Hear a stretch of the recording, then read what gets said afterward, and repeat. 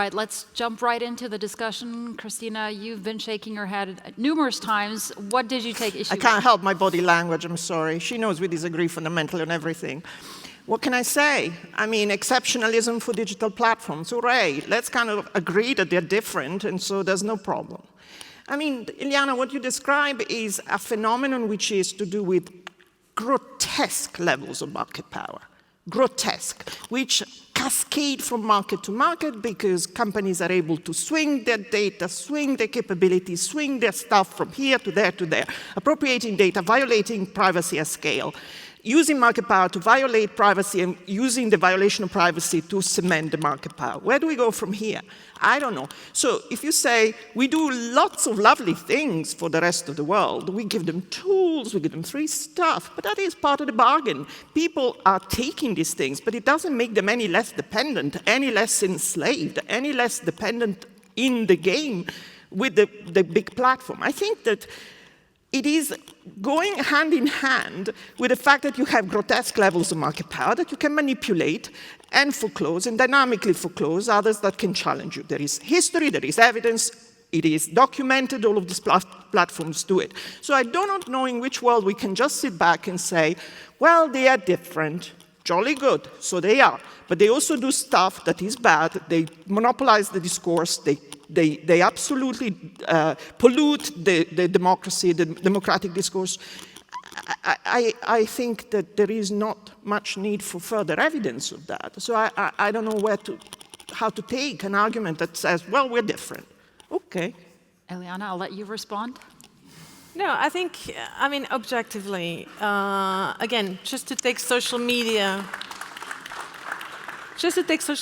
I mean, my company, whether you like it or not, whether we like it or not, lost 75% of its share value this year because it's facing a very dynamic environment and because it has bet on an innovation that is a big bet that the company is very, very comfortable with. The metaverse? The metaverse, which is the next technology. They're not the only ones inventing it, but they're the ones that have announced publicly that they're going to put a big stake on it. I mean, it shows the place is not static. The fastest growing social media app is TikTok, by far. It's competing head-to-head with Instagram, which is a product of Meta.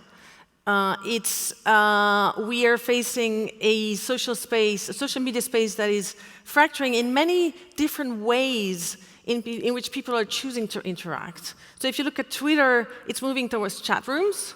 I don't know who you follow on Twitter, but if you're more in the techie, you'll see people have chat rooms on Twitter, and that competes with Discord, that competes with a lot of new apps that are exploiting that, and WhatsApp may enter that space as well. You've seen the social media networking move from text to picture. Now it's short video format. That's the big thing. Everybody's moving there. You have YouTube Shorts. You have, obviously, Instagram, including Facebook, moving in that direction, TikTok dominating the space. So I don't see any business in that space doesn't see or doesn't recognize the speeches that will depict it as sedimented, tipped, static, kind of already ossified. That's just not the case. I mean, open any... Yeah. The way you phrase it, and I want to refer back to what Jan said before, the rise in the market capitalization. You talked about the heady levels of 2019. Just a year ago, they were extremely frothy. It's come down a lot.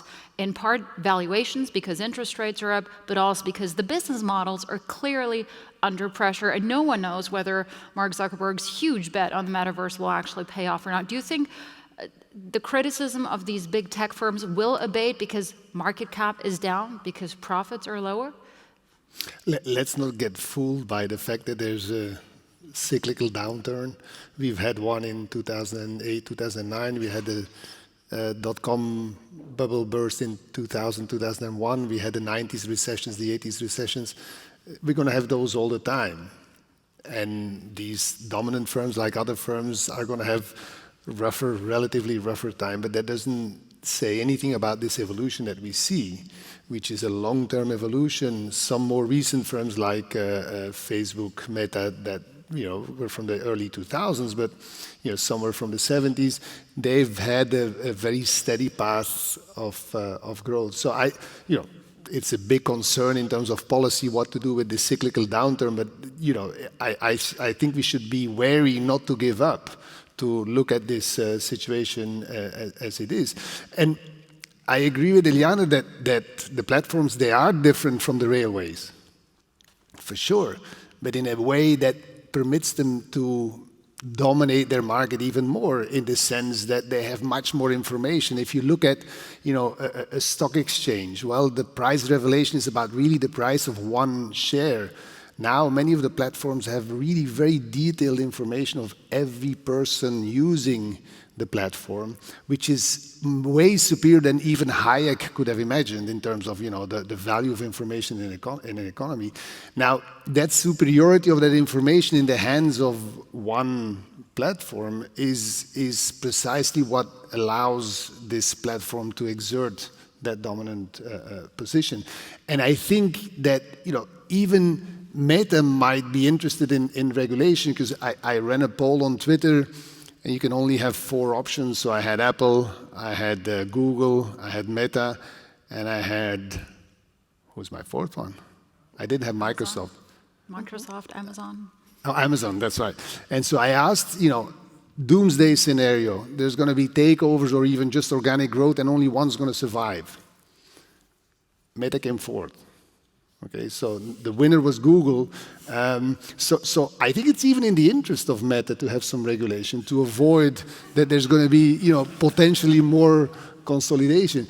And I mean, I think the force is so strong at the moment, precisely because this information content, which is so powerful. And I want to come back to what I said in the beginning. You guys do amazingly good things. You're very dynamic. You're extremely innovative. But you're at the same time also, I call this the hero of the economy, but you're also the villain of the economy, in the sense that you stop competitors entering for a good reason. You have nearly 80% of the social network market. Jan, on that point, I want to pick up here, and I want to throw this out to the audience and the virtual audience as well. Let's ask in a poll, let's get out your smartphones, and we want to know from you on menti.com. Again, the code is here, 344449. Do the superstar firms, do they do more harm than good? Because that was essentially the discussion in the first 10 minutes of this panel. Do superstar firms do more harm than good? More good? For example, they create new jobs, new technologies. Do they do more harm? For example, wage inequality, fewer startups, or they do as much good as harm? I'll give you, it doesn't show up? Okay, let's try this again when we talk. Have that fixed. I mean, do we talk too much about the negatives of big tech and the market power? Because all the positives, for example, all the great features, and most people love their iPhone, and most people love a quick Google search, and most people love a good Amazon delivery because it's fast. It made our lives better. That isn't adequately reflected in GDP, for example, is it? Look, I think it would be inane for anyone to deny that they do a lot of good. I don't deny it. Nobody does. I think that every regulator I've ever heard speaking is starting with the recognition that there is a lot of value which is being created and generated. Okay, this is accepted. The issue is we need to also look at the potential for doing things which are problematic in terms of making markets work. And there is the dimension of it which has got to do with political influence and political power. Let's not forget it. This is very closely associated with all of this. The reason why you don't see regulation coming forth in the US is because these companies have been incredibly effective lobbying on the Hill and killing regulation in its foreseeable form. I don't know if it is going to be revived, but there is no question that this has been very much the product of incredibly strong lobbying. Look at the drama that or the fun we are all having with Twitter just now, today, this week. people are sort of on Twitter kind of going back and forth and saying, shall I switch to Mastodon? Ah, yes, I'm switching to Mastodon. Yes, it's complicated. If there was interoperability and if there were interoperability rules that extended to social networks and they hadn't been killed at the legislation level by the platforms themselves and not stopping at iMessaging, then we probably would be able to move our followers from Twitter to Mastodon. At the moment, we have to just tell them individually, oh, come with me on Mastodon, because these things have been killed at the point at which the law was being done. I will come back to that point. Just want to show you the results of the poll. 46% of you say the dominant firms are doing more harm than good. 21% of you say more good. 33% as much good as harm. Yeah, fair enough. 46%, that is a pretty big number, given that we have been using their products for a long, long time, but obviously we know that they're the negatives as well. Because you brought up Twitter, we have to talk about it for a second here, because we know that Elon Musk, he's fired around, I guess, 50% of the workforce. He's bringing some of them back, I read this morning, because he realizes, hey, I still need some of you. But he has fired, Priceless. he has fired some of the top managers who are in charge of the fight against misinformation, disinformation, and hate speech. How worrisome is that, and is that something that the DSA can actually deal with? Are you asking me? Yeah. Okay.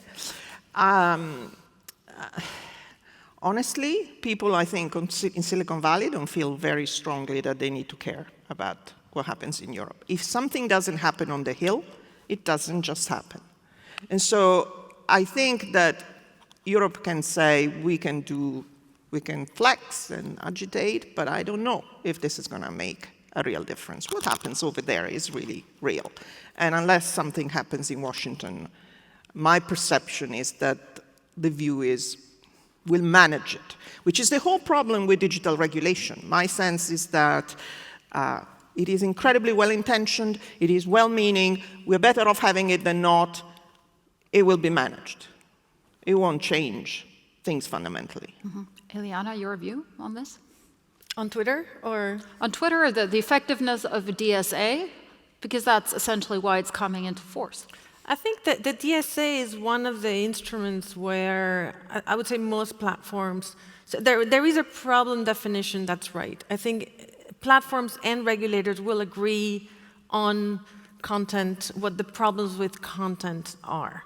Unlike the DMA. So I think the DSA, there's these agreements about what's the most effective way to moderate, what's the most effective way to maintain integrity of products and safety and so on. So I think it's just, I think it's not possible to have a social media app or service without moderation. I think it's just not possible.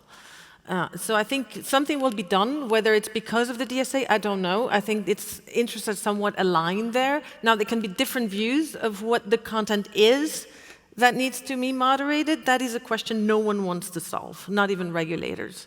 And so the discussion will continue about it, and I think it's going to be a never-ending discussions about how do we regulate public discourse with a lot of trial and error. But it will have to be moderated.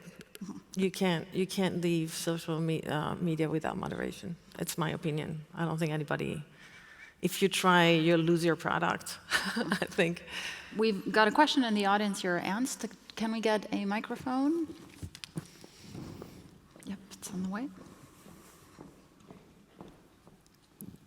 Well, as economists, we are used to thinking trade-offs. So, and you have all mentioned the trade-offs. So companies do a lot of good, but there are also serious negative side effects. And the question is, how can we contain, the bad things without destroying too much of the good things? And I have here two proposals that I would like you to discuss. So one is on privacy, and the other one is on the necessity that people have to identify themselves. Let me start with the latter. So, I mean, you mentioned moderation, so clearly there should be some form of moderation to get the public discourse in a more civilized way done. But the other thing is also, what about imposing the obligation that these social media companies need to identify to make sure that the people who are active are showing up as the people what they are. So if you are active on Twitter, everybody should know it's Jan Eckhout or Christina Caffarra, and that alone could solve a part of it. It doesn't solve everything, but it solves part of it because the unrestrained, people are so unrestrained when they can act anonymously. And when you take away that opportunity to act anonymously, then reputational concerns play a role, and I think that could help. And we have had reputation used for civilizatory purposes all the time in human evolution. The other thing is, what about imposing a standard of privacy that is inalienable? You know that I hate it when I open a web page and and everybody hates it, you know, you get all these questions and you have to ask whether you agree. I think the government should oppose a standard, and the standard should involve, they can't spy on me. I mean, if the government in the old times was wanting to listen to my phone, or they had to go to a judge and ask, can I do this? Now the internet companies, they can follow me on the internet and know what I'm doing with their cookie policies. That should just be forbidden, period. This is, there are certain inalienable rights that should be imposed, and that would also solve a big part of the privacy problem. So, third point is, what do you think of the Digital Service Act and the Digital Markets Act? Will it have an effect, or will it just be good intentions? Okay. On your first point, Ernst, there is I think there's a report in the FT saying that the verification process of Twitter will only take effect after the midterms, because before that there might be too big of a risk. So that's an excellent point there. But it's not up to Twitter whether they want to verify. It is a duty they have to fulfill, the verification of the individuals, and that has to be a duty. And then people have to act as the people they are, and then their reputation is at stake. I mean, I know that doesn't inhibit some people of claiming stupid things and engaging in a very uncivilized discourse, but it discourages many people. Who wants to go first? I'd like to say something about the data and the surveillance discourse, just to set a little bit the record straight here. So digitalization and the digital economy is about connection and information. There is no digital economy without data. That's what it does. It's agglomerate information for actionable purposes. The question of personal data, and data is not something that's there, that you just pick up, oh, that's data is mine. Data is when you have a business model and you'd like to get information that is relevant for a decision, you decide the type of information that you need, and you put a capture method to capture that signal that you feed then into your algorithms. No one's looking at the data. No one knows. The data gets captured, collected. I mean, you can call it, you know, via a sensor, an act, a software. It picks up an action. That signal is fed into an algorithm that has predictive purposes. The predictive purpose depends on your business model. In the case of an advertisement, is the person going to click? Is the person going to convert and buy? But no one's following, you know, what a particular person is doing. It is not manipulative. It's not trying to change you. It's trying to make a prediction about what is the content you're most likely to react to. So if an advertisement is meant to, the algorithm is meant to place the advertisement in front of the person that is more likely to value it. That's what data in advertisement does. I think it is very unlikely that we go into a world with uninformed ads anymore. I think targeted ads are here to stay because they're efficient. They are the lifeline of small businesses. When you're a small business and you don't have money for television and you don't have money for big campaigns on billboards, you have targeted ads that are very cheap and allow you to target the right people. I mean, Although iOS the changes made it a lot more expensive, which is why the Facebook model is coming under pressure. yes, so now but that's not regulation, so that's Apple in particularly, who is developing and entering the advertisement space, and so cutting the access to signals to third parties, but not to themselves. And so that has hurt the ability of advertisers like Meta, but not only, to target properly. And so that has the efficiency of ads has decreased with an enormous impact on developers and people who use those ads. Jan, do you want to comment? Sure. I mean, first to come back on the point that Ernst made and also that Eliana brought up, I think in general self-regulation does not work. I mean, we need some independence of regulation, because if it's self-regulation, sure, you can do a lot of good with self-regulation, but you also have a particular self-interest, and I think that's important for, you know, the availability of data. This for what kind of ads you can run. I mean, I don't particularly find it exciting that my daughter gets an advertising for ice cream when she splits up with her boyfriend. So you know, and this is targeted advertising. It's clear that the advertisers, they really want that, but maybe if society decides this is not exactly how we want to run this. Now, the other point that Ernst brought up is, will the DMA and the DSA, will they have bite? And I think, you know, there's a lot to be criticized about this legislation, but I think it's extremely advanced for the situation, and I think it's extremely positive. It has a lot of potential, but whether it will work will depend on how this potential will actually be realized ultimately in the courts. And, you know, we see regulation that has the potential to rein in the power of some of these practices, but whether that will happen will also depend on whether, you know, the authority, in the case of the EU, the DG Comp, will have enough resources to go against the companies on the other side who have the interest to maintain certain practices that would be reined in by the DMA. And so I think that there's a really important point in terms of, it's not just the legislation, we also need the enforcement. And I always made a comparison, if you look as economists, the comparison between, you know, the independence of a central bank. Okay, we estimate the cost of inflation to be 0.5% of GDP. We spend both in Europe and in the US about 5 billion on the central bank to get this done. If we look at the equivalent of the cost of market power, we estimate it, and other people estimate this to be around 8% of GDP. So this is 16 times bigger. We spend about 500 million on enforcement, and we have someone who's been in the enforcement. I'm sure that, you know, Joaquin Almunia would have liked to have many more resources to do what they needed to do. So now, you mean, sorry, just to clarify, an independent body that would enforce, or that would be sort of the central bank of competition? Well, I mean, the competition authority, you know, I think with more resources will be able to enforce the existing legislation much better. Now, what the DMA and the DSA is, in a sense, is much more ex-ante regulation than really antitrust enforcement, and I think that's part of the same package to basically ultimately create competition. Competition doesn't come for free. I mean, even Adam Smith made this very clear. You know, the reason why competition works is if you basically have enough entry.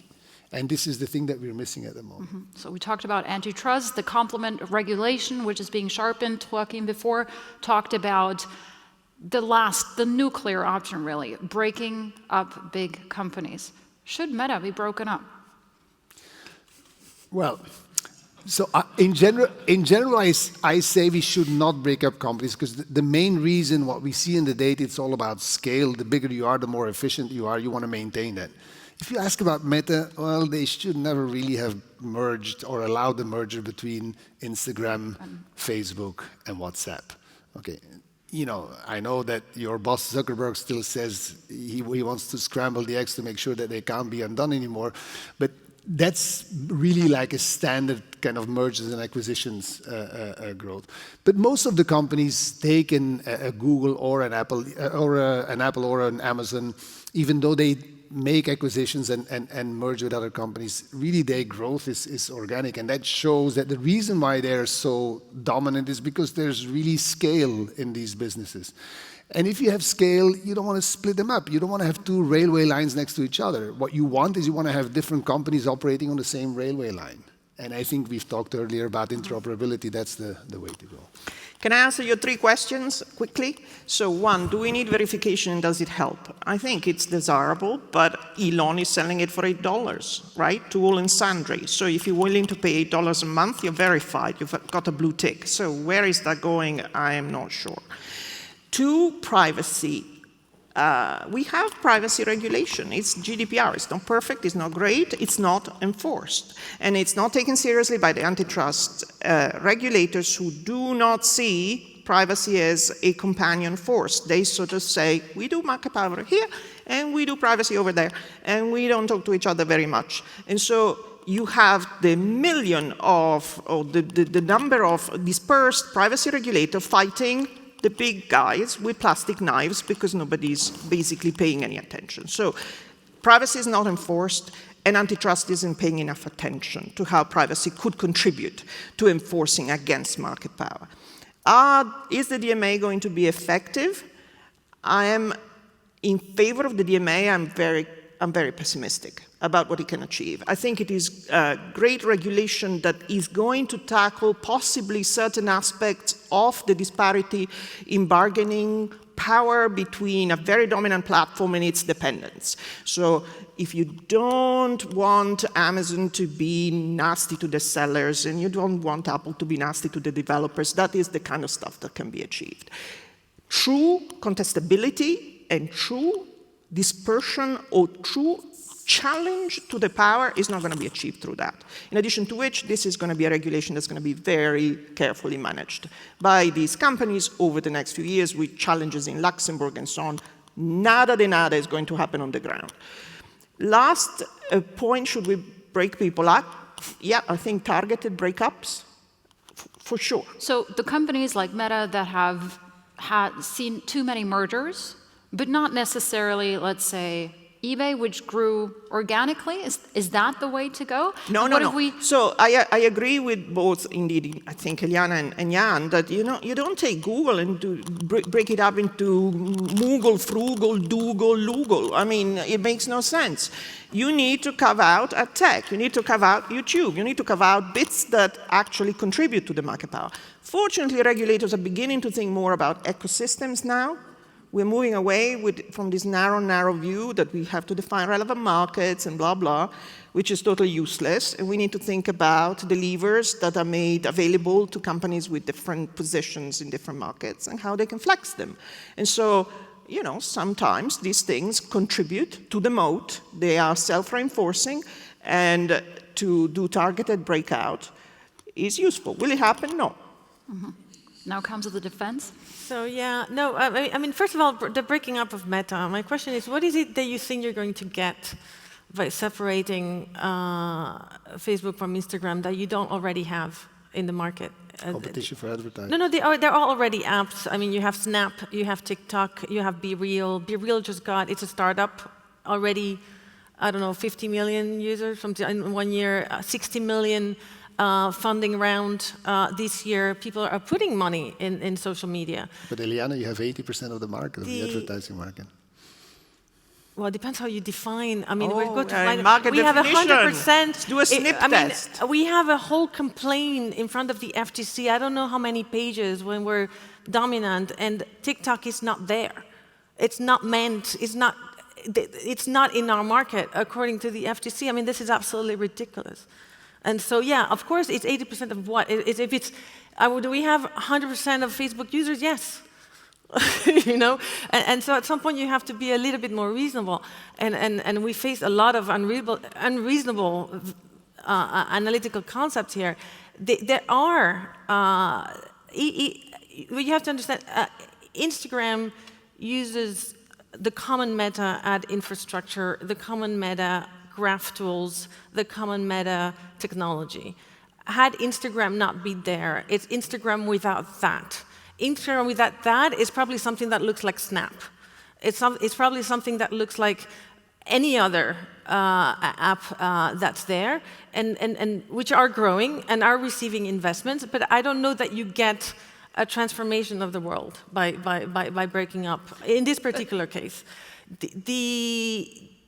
you would lose the technology of Instagram or wherever the technology stays, right?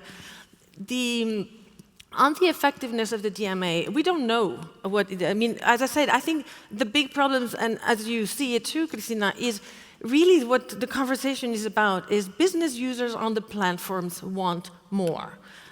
They want a better deal. That's what the conversation really is going to come down to. That's what the complaints were about. And where that settles, we don't know. The DMA goes a little bit further, but imposing some remedies that are going to be costly to the point that and this is my personal view, so no company position, but from the experience, you will lose some products. Not potentially entire apps, but there are features that are going to go away because it's just not worth it to silo. But what about competition coming in with new products? How about that idea? At the end of the day, it will all depend on the level of interoperability, obviously, and also opening up of maybe internet protocols at some point. We have a lot of questions here. Let's get a mic. I have one question regarding the effectiveness of antitrust policy and antitrust institutions. We looked at it separately as if it is in the vacuum. It is not a matter of political economy of this antitrust policy. How much resources they get depends on the policymakers deciding about the budget for those institutions. So the issue becomes more political. Who are the winners and losers of a very specific antitrust policy in a specific context? That is one question. The other one is very simple. I have a naive question to our colleague from Facebook, which is the business model of Facebook. We pay with data. The users pay the services with our personal data. My question is, what would it be if we pay with cash for our services, like we pay for bread or something else? So this is that would somehow mitigate some of the issues of privacy and the likes. I pay for using Facebook, a fee, whatever, about price policy. This is important. What is really important is the basic issue behind it. We do that for instance, for a newspaper. I pay for my NZ set a certain amount per year, and I got the. Why can't we pay for the services with cash for those companies? Can I take that one? So, because then it's not digital services. So you pay the newspaper with cash.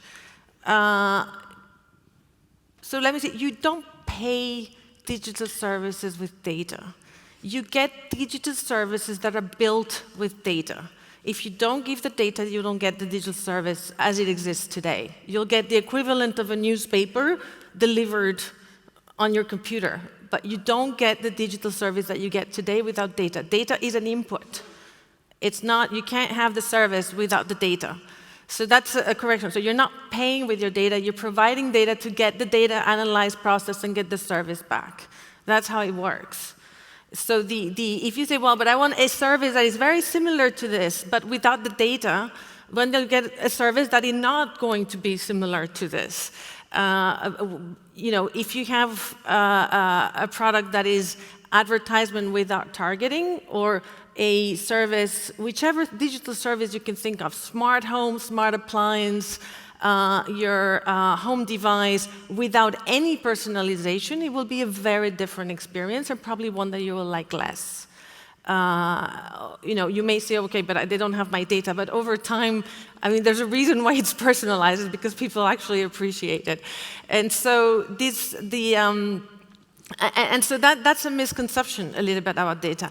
Now, the other thing that you have about paying, social media particularly, if you want to optimize for the value of the service, the optimal optimization is advertisement.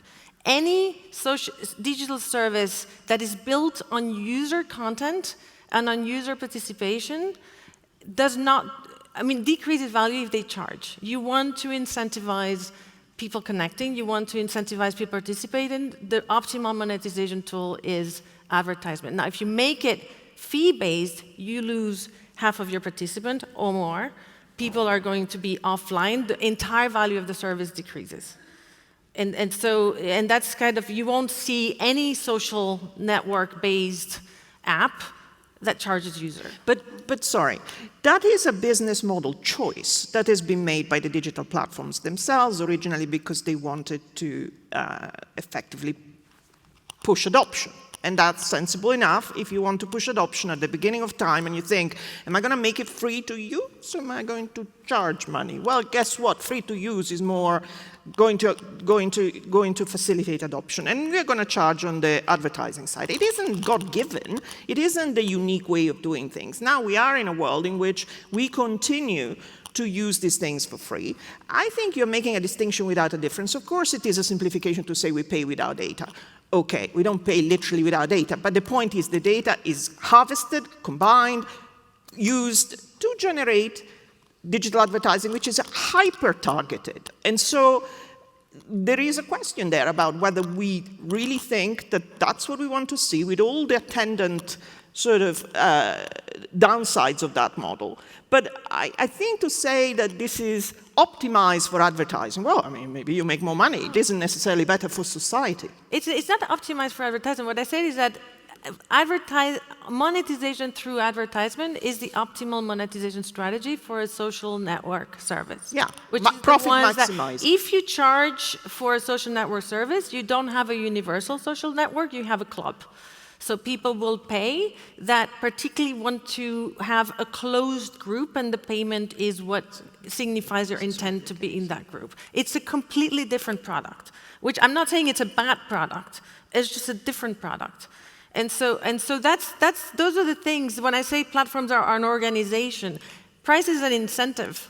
And the way you build the rules and the way you monetize is meant to produce a certain type of ecosystem. And not everything is compatible with everything. Not everything is compatible with interop. Not everything, and that's what people need to think about very hard. I want to get to 2 more audience questions. If we have time, please keep it brief. There's a... Sure. Hi. So it's interesting, the consumers, or the people in the room, seem to think that digital platforms, yes, do more harm than good, but having worked for many years on this myself, often with Christina, that number, in my view, should be much, much higher. So I have a comment for Eliana and then a question for Christina and Jan. So the comment is, yeah, I agree with you, actually, that the analogy between analog and digital is very different.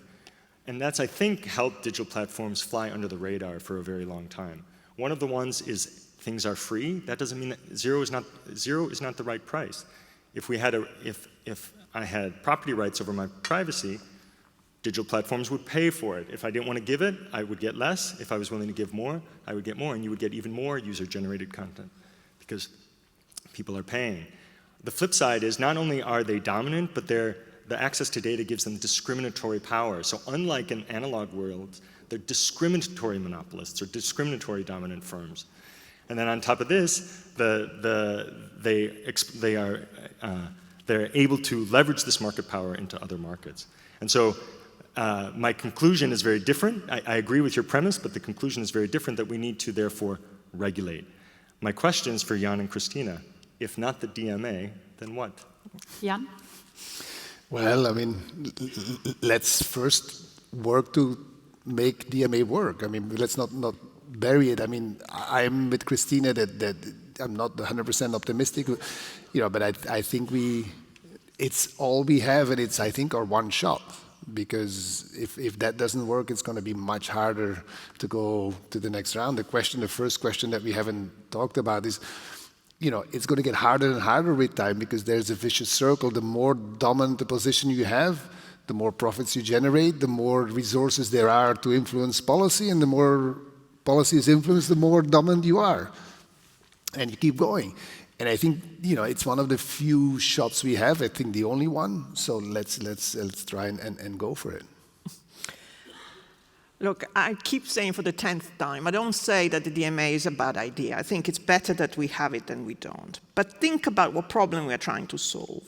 If we're trying to solve the problem that says you're a little bit unfair, you're a little bit self-preferencing here and there, you're a little bit doing things that are a little unfair with the other guys, sure. Okay? A rule that says do not self-preference can help you there. If you're trying to say, I want to see challenges to this structure, which is grotesquely monopolized, it isn't going to come from there. It isn't going to come from there in any way, shape, or form, because this is not going to create a challenge to Apple, a challenge to Amazon. I mean, Facebook can commit suicide of its own accord, but the rest aren't going anywhere, from my perspective.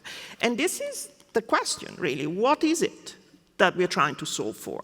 Maybe we don't need to solve for more. I mean, and we coexist with these levels of market power, checking it a little bit at the edges for the rest of time. But I'm not very optimistic that we can curb the market power in a way that is meaningful. At the edges. Final question, very brief, please.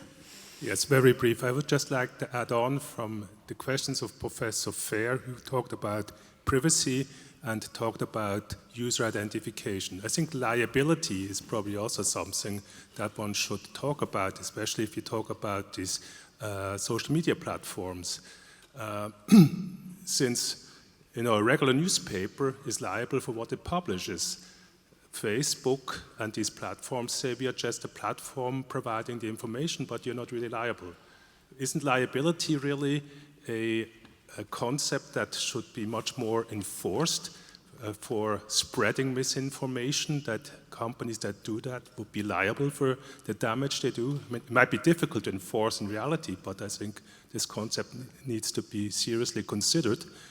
We are aware of the problems in our countries, in the Western countries, but there's a lot of information and wrong information spread in countries where the moderation that the lady has pointed out is so important is probably not enforced. Have you been moderating in Burma when there was a lot of misinformation against the Rohingya spread that led to millions of people driven out of the country? These are important questions, I think, that we should regulate this liability. So the first question was whether there should be liability for sharing data?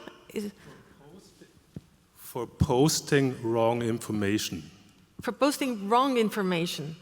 Well, that's what liability as in, okay, the current legislative framework forces a platform to take down and take the measures so that when there is a inappropriate content, and one that gets flagged, then it gets taken down. Now, whether there can be a law that says you have to take down wrong information, I think you have to define what wrong information is. And then we go into the eternal debate of what is, your misinformation is somebody else's truth. That's what we see in the US, right? The country is divided. Meta, in particular, is accused on both sides of favoring the other. Ideally, yes, but it's just very difficult to do because it's very hard to define. Outside of the extremes that are easy to identify, there's a big gray zone that I think will never make everybody happy. I want to thank everyone for this discussion, for your questions, your comments as well. You're released from the hot seat. Thank you so much, everyone. Coffee break, and then we'll continue with the next disputation. Thank you.